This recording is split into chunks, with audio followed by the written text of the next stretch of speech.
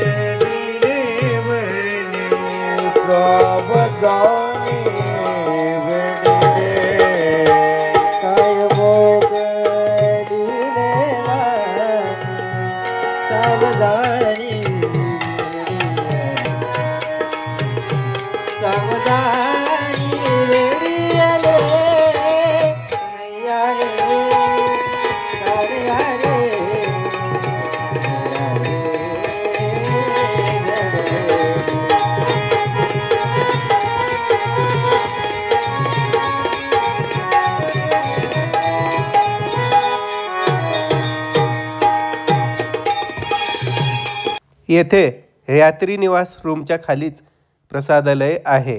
जे आपल्याला प्रसादालयाचे शेड दिसत आहे ते प्रसादासाठीच आहे आणि इथे बघा गर्दी किती जमलेली आहे।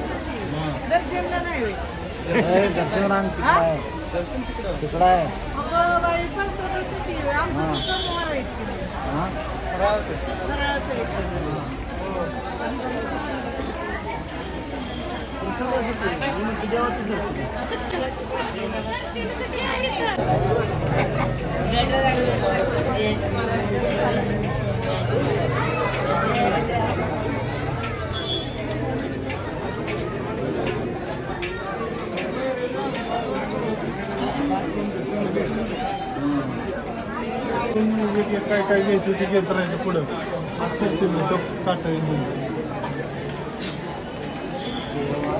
तो कोपऱ्यात अजून लाईन आहे।